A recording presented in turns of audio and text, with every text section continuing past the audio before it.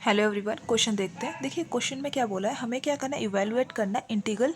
और यहाँ पे आई की वैल्यू दे रखी है x square x plus one का क्यूब। ठीक है, तो इसको स्टार्ट करते हैं, देखते हैं कैसे करना है। देखिए सबसे पहले क्या करना है, आपको लेट करना है। लेट करना है कि let x plus one equal to z, ये आपको लेट कर लेना है। ठीक है, और इसके साथ क्या होगा, अगर x प्लस वन जेड है तो x की वैल्यू कितनी हो जाएगी, z माइनस वन। करेक्ट, इसको हमने क्या किया, इधर भेज दिया। इसके बाद क्या करेंगे, हम सिंपली क्या करेंगे, हम zx निकालेंगे। ठीक है, यानी differentiate both side, differentiate both side. अब डिफ्रेंशिएट बोथ साइड करेंगे तो क्या हो जाएगा, इसका क्या कर रहे हैं हम, डिफ्रेंशिएट कर रहे हैं। करेक्ट, और इसका क्या होगा, इसका भी डिफ्रेंशिएट होगा, z का भी तो होगा। करेक्ट, तो सिंपल सी बात है, जब भी हम क्या करते हैं dx किसी x का डिफ्रेंशिएट करते हो क्या ज़ीरो आ जाता है, तो इसका डिफ्रेंशिएट तो करेंगे तो ये तो ज़ीरो ला देगा। ठीक है, इसको करेंगे तो dx आ जाएगा। ठीक है, और यहाँ क्या हो जाएगा, ये तो वन dx आ जाएगा। क्यों, क्योंकि देखो dx से dx करेंगे, यहाँ पे क्या है dx वाला हो गया dz है ये। ठीक है, क्योंकि यहाँ पे जो इसका वेरिएबल होता है वो वेरिएबल यहाँ लिया जाता है, तो ये क्या हो जाएगा dz, इसका डिफ्रेंशिएट करके आ जाएगा। करेक्ट, इससे क्या हो रहा है, dx इक्वल टू dz हमने ये कर दिया। अब ऐसा कर क्यों रहे, आगे पता चलेगा आपको। आगे स्टार्ट करते हैं। अब स्टार्टिंग में हमें क्वेश्चन क्या दे रखा था, I equal to x square plus x cube plus x one का whole cube plus z, sorry plus dx। ठीक है, इसे हमें इंटीग्रेट करना था। अभी हमें क्या करेंगे, यहाँ पे x को रिप्लेस कर देंगे और x को रिप्लेस करके z ला देंगे। ठीक है, तो अब देखिए थोड़ी देर पहले हमने क्या किया था, लेट किया था कि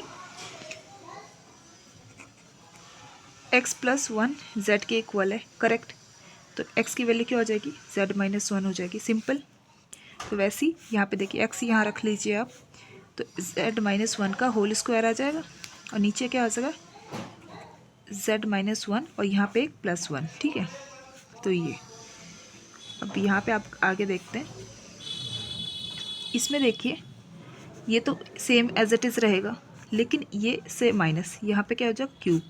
अब हमें क्या करना है, आगे से करना है। सिंपल सी बात है, अब यहाँ एक फॉर्मूला दिख रहा है हमें, कौन सा फॉर्मूला दिख रहा है, ए माइनस बी का होल स्क्वायर दिख रहा है। ए माइनस बी का होल स्क्वायर आता है square minus two a b, यहाँ पर क्या हो जाएगा प्लस बी स्क्वायर। ठीक है, तो इसी का यूज़ करती हूँ, यहाँ पे क्या आ जाएगा, आई इक्वल टू जेड का स्क्वायर माइनस टू, ए क्या है जेड है, उसके बाद क्या है बी क्या है माइनस का वन है, क्या है माइनस का वन है। तो ये माइनस का वन मल्टीप्लाई होगा तो ये क्या हो जाएगा, प्लस बना देगा। तो आप इसे लिखिए मत, आप छोटे छोटे स्टेप इग्नोर कर सकते हैं, बट ये है कि साइन का बहुत ध्यान रखना है। ठीक है, यहाँ पे क्या आ जाएगा बी क्या है वन, वन का स्क्वायर तो वन ही होता है। ठीक है, एज इट इज़ रहने देंगे। अब देखिए ये डिवाइड में क्या है, ये डिवाइड में है, तो डिवाइड में सेप को इक्वली कर लेते हैं। यहाँ पे डिवाइड में दे देते हैं, यहाँ पे भी और यहाँ पे भी। ठीक है, अब हम ऐसा कर क्यों रहे वो आपको आगे पता चलेगा। ठीक है, इतना क्लियर है आपको।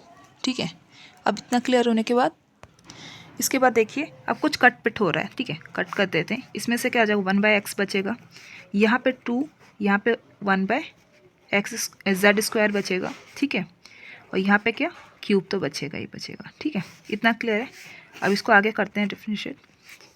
अब कुछ कुछ फॉर्मूले पता होने चाहिए। पहला फॉर्मूला यूज़ हो रहा है, देखिए वन बाय जेड जब भी होता है तो जब हम इसे क्या करते हैं आगे डिफ्रेंशिएट करते हैं, तो यहाँ पे क्या हो जाता है लॉग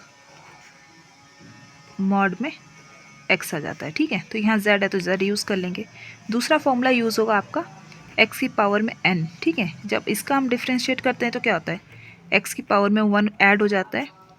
ठीक है, x पावर में n प्लस वन, और सेम n प्लस वन यहाँ यूज़ हो जाता है। ये आपका क्या होता है, डिफ्रेंशिएट करके आता है। करेक्ट, यही आता है डिफ्रेंशिएट करके। तो ये दो फॉर्मूले आपको ध्यान रखना है, इसका हम इस्तेमाल करेंगे। ठीक है,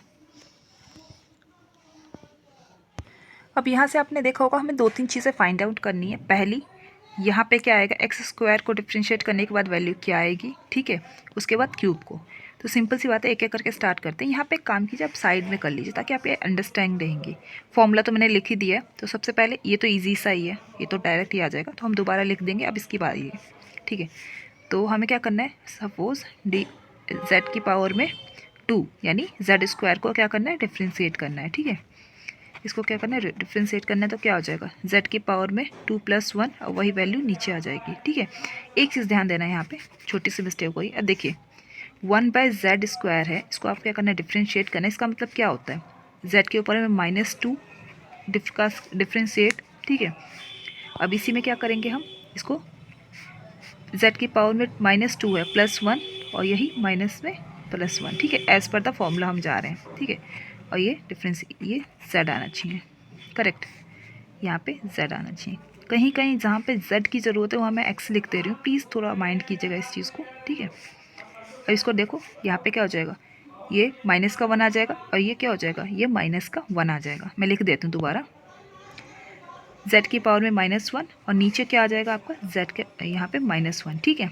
अब यहाँ पे क्या है, dz, तो इसको देखो दोबारा सही से लिखते हैं। कोई चीज़ x z की पावर -1 का मतलब क्या है, z/1/z, और ये माइनस तो आ ही जाएगा डायरेक्ट। यहाँ पॉइंट लिख दीजिएगा अंडरस्टैंडिंग के लिए। ये पहला हमने इसके लिए निकाल लिया, ठीक है। अब आगे यूज़ करते हैं, देखिए यहाँ लिख देते हैं, आगे चलते हैं। इसी तरह क्या करना है, इसी तरह हमें क्या निकालना है, z³ की z³ 1/z³ को क्या करना है, डिफ्रेंशिएट करना है। क्या करना है, डिफ्रेंशिएट करना है। सिंपल सी वही बात रहेगी, यहाँ पे z की पावर में -3 प्लस का 1 हो जाएगा, यहाँ पे क्या हो जाएगा प्लस में 1, ठीक है। dz सेम रहेगा, ठीक है। तो ये क्या हो जाएगा, z की पावर में -2 आ जाएगा और यहाँ भी -2 आ जाएगा, ठीक है। और dz दोबारा लिखते हैं इस चीज़ को, तो ये माइनस पावर में -2 है, तो इसका क्या मतलब है, z 1/z² हो, और ये -2 जो यहाँ मल्टीप्लाई में है, इसको यहाँ क्या कर देंगे हम, यहाँ पे मल्टीप्लाई करके लिख देते हैं, ठीक है। 1/-2, इतना ध्यान है आपको, इतना चीज़ें करेक्ट है। और ये dz आ गया। अब हमने सारी चीज़ें निकाल ली हैं, अब एक एक करके पुट कर देनी है, ठीक है।